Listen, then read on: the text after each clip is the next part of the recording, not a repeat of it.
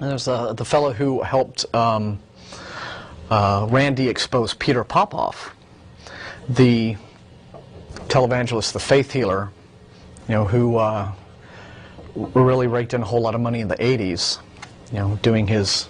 And is back at it again. Making more than ever before. This is kind of the depressing one. Essentially what Peter Popoff did was he was this guy who did the kind of the whole Benny Hinn routine of he didn't bring him up on stage, he would go out in the crowd. He'd go into the crowd and find folks and goes, where's Louise, from West Virginia?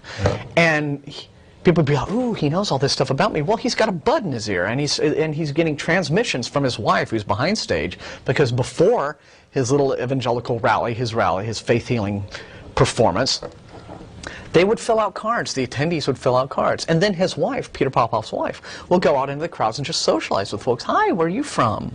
So what's wrong? And just get to, and the conversations that she was having before the rally with those people were being transmitted to folks behind the stage who were writing this information down. Right. And so he's getting, and so what Randy and his team did was they got in and with this sort of surveillance equipment, pegged to the frequency and recorded it.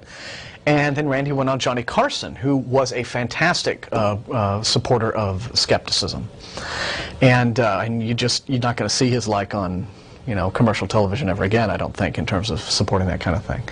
And what's depressing, though, is that, it took the wind out of Peter Popoff's sails for a little while, and then he kind of came back. And whereas in the 80s, at the time he was exposed, he was racking in something like $11–12 million a year. Now he's up to $24 million a year, and doing the same crap.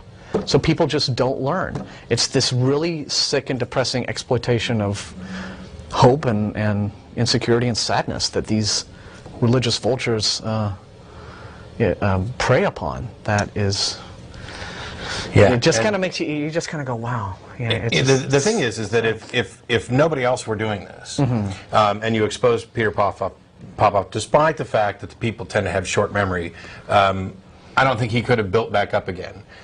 The reason he's been able to rebuild his ministry and come back stronger than ever is because what he's doing is playing on things that people already believe and other people are doing.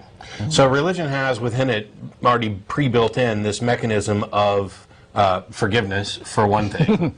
Which is, I can't count the number of televangelists we've seen, getting caught busted with, hookers and drug dealers and whatever, and then come on and, turn on the waterworks like crazy. Then they disappear for a little while, and then they work their way back, and God has healed me from the former asshat that I used to be, and now I'm a true man of God, which means I need even more of your money.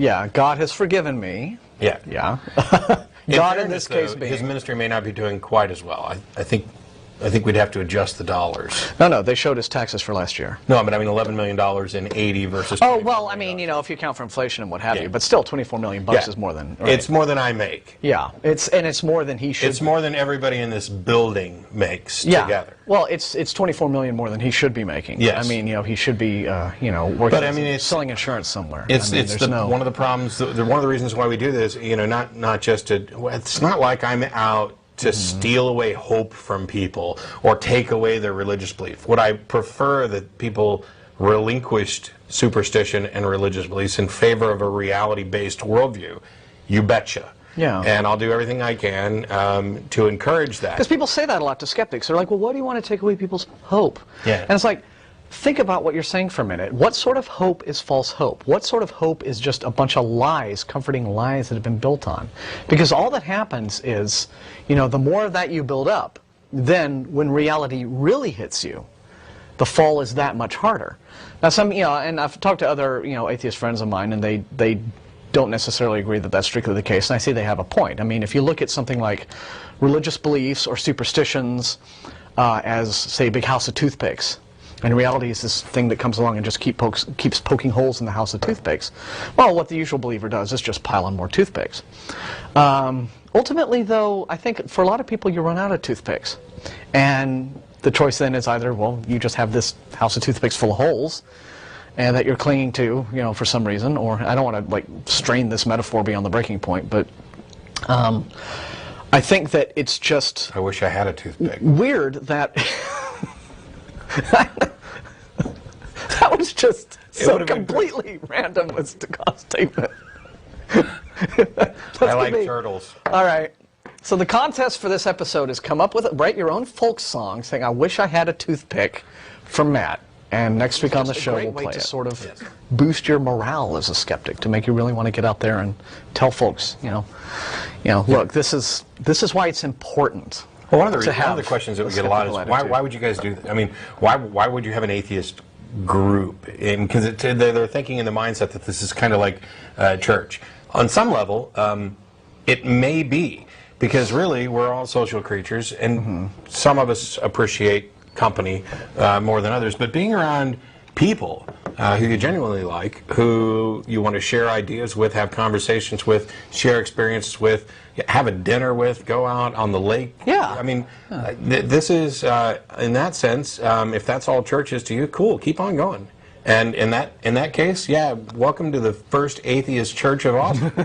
But if you're talking about it as a raw substitute for Sunday morning worship, it's a substitute with no worship at all of anything.